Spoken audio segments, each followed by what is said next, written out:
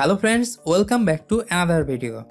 Recently Symphony তাদের Z সিরিজের জনপ্রিয়তা ধরে রাখতে এবারে বাজারে নিয়ে এলো বর্তমান প্রজন্মের সবচাইতে আকর্ষণীয় ফিচারযুক্ত ফুলবি ডিসপ্লে নতুন একটি স্মার্টফোন স্যামসংয়ের Z15। জেড সিরিজের তাদের সর্বশেষ রিলিজ Z10 ছিল তাদের প্রথম ন্যারো বেজাল স্মার্টফোন, আর এবার তারা Z15 ফোনটিতে প্রথমবারের মতো ছোট এবং সুন্দর একটি ওয়াটার ড্রপ নচ যুক্ত করেছে। তো বন্ধুরা, ৯৫০০ টাকার মধ্যে স্যামসং কোম্পানি এই স্মার্টফোনের মধ্যে কি দিয়েছে এবং এই স্মার্টফোনটির ভালো ও মন্দ দিকগুলো তুলে ধরবো আজকের ভিডিওতে। তার আগে বলে নিচ্ছে, আমার চ্যানেলে যদি নতুন হয়ে থাকেন তাহলে please hit the subscribe button, আর যদি অলরেডি সাবস্ক্রাইব করে থাকেন থ্যাংক ইউ সো মাচ।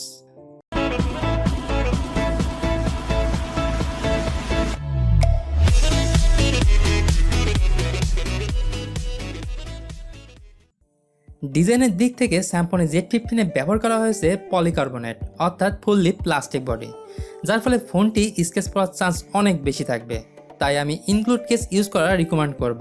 এছাড়া এই ফোনটির পেছনে ব্যবহার করা হয়েছে দুটি ক্যামেরা এবং ফোনটি ব্যবহার করা হয়েছে water drop notch display. Caribbean blue ও রেড কালারের মতো অপশন থাকছে Z15-এ। এছাড়াও dedicated SIM tray with micro SD card, micro USB port, volume rocker, headphone jack, fingerprint sensor সবই আছে। আর দুটি সিমেই আছে 4G সুবিধা এবং মেমোরি কার্ড এক্সপেন্ড করতে পারবেন আপ টু 128 GB পর্যন্ত। এদিকে আবার OTG সুবিধাও পাচ্ছেন, আর এতে স্পিকারের সাউন্ড কোয়ালিটি পাবেন অসাধারণ। এছাড়া Z15-এ নোটিফিকেশন লাইটও পেয়ে যাবেন, যা বর্তমানে এন্ট্রি লেভেলের অনেক স্মার্টফোনেই দেওয়া হয় না।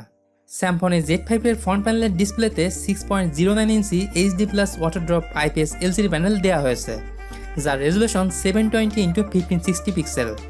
প্যানেলটি 19:9 এসপেক্ট রেশিও ও 88.6% স্ক্রিন টু বডি রেশিও। ডিসপ্লেটির ফন্টে 2.5D কার্ভ গ্লাস দেওয়া হয়েছে, তবে বেজেল ও চিনের পরিমাণ কিছুটা বড় দেওয়া হয়েছে। ডিসপ্লেটি 282 ppi হয়, কালারগুলো প্রিমিয়াম ডিভাইসের মতোই লাগবে। এছাড়া ডিসপ্লের পাশাপাশি colour protection, colour saturation, viewer sharp পাবেন অসাধারণ। আর এতে সেন্সর হিসেবে পাচ্ছেন প্রক্সিমিটি, লাইট ও গ্র্যাভিটি সেন্সর। ওভারঅল ডিসপ্লের পারফরমেন্স অনুযায়ী যতটুকু দরকার তার সবটুকুই পেয়ে যাবেন। ডিসপ্লের পরে আসে হার্ডওয়্যার ও ব্যাটারি ব্যাকআপ।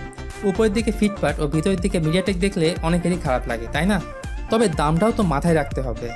এই স্মার্টফোনে মিডিয়াটেকের অক্টোকোর প্রসেসর ব্যবহার করা হয়েছে, যার clock speed up to 1.6 GHz। এছাড়া এর জিপিইউ সেকশনে ব্যবহার করা হয়েছে PowerVR GE8322, যার ফলে নর্মাল গেমস প্লে করা গেলেও হাই গ্রাফিক্স এক্সপার্ট 9 বা PUBG মতো গেমস রান করতে গেলে ল্যাগস বা হ্যাং হতে পারে। তাই আপনি যদি একজন গেমার লাভার হয়ে থাকেন তাহলে এই ফোনটি আপনার জন্য না। স্যামসংয়ের Z15-এ 4000 mAh ব্যাটারি ব্যবহার করা হয়েছে, আর ফোনটি যেহেতু ফাস্ট চার্জিং সাপোর্টেড না, তাই ফোনটি চার্জ নিতে সময় লাগবে 2 ঘন্টা 45 মিনিট থেকে 3 ঘন্টার মতো। স্যামসংয়ের Z15-এর স্পটলাইট হচ্ছে ফেস আইডি ও ফিঙ্গারপ্রিন্ট স্ক্যানার। ফিঙ্গারপ্রিন্ট স্ক্যানার আগের থেকে অনেক ফাস্ট ও রেসপন্সিভ হবে। ফাইনালি বলবো স্যামসংয়ের Z15-এর ক্যামেরা সেটআপের ব্যাপারে। ফোনটির পেছনে দুটি ক্যামেরা দেওয়া হয়েছে, যার প্রথমটি হচ্ছে 13 মেগাপিক্সেলের প্রাইমারি ক্যামেরা এবং দ্বিতীয়টি হচ্ছে 2 মেগাপিক্সেলের ডেপ সেন্সরযুক্ত ক্যামেরা। আবার এই স্মার্টফোনের ফ্রন্টে দেওয়া হয়েছে 5 মেগাপিক্সেল সেলফি শুটার ক্যামেরা। এছাড়া এর ক্যামেরাতে define feature like air sticker, AI মোডের মতো অপশনও রয়েছে। বর্তমানে এই স্মার্টফোনটি বাংলাদেশের বাজারে 9490 টাকায় পাওয়া যাচ্ছে। ভিউয়ার্স, এই ছিল স্যামসংয়ের বাজেট কিং স্যামসংয়ের Z15-এর সম্পর্কে একটি স্পেসিফিকেশন রিভিউ। তো এই স্মার্টফোনটি আপনার কাছে কেমন লাগলো তা কমেন্ট বক্সে জানাতে ভুলবেন না। আশা করছি এই ভিডিওটি আপনাদের ভালো লাগছে। ভালো লাগলে একটা লাইক দিয়ে শেয়ার করে দিন আপনার ফেসবুকে, এবং নিয়মিত নতুন ভিডিওর আপডেট পেতে এখনই চ্যানেলটি সাবস্ক্রাইব করুন।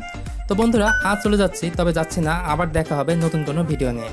সে পর্যন্ত সবাই ভালো থাকবেন, সুস্থ থাকবেন, টেক কেয়ার।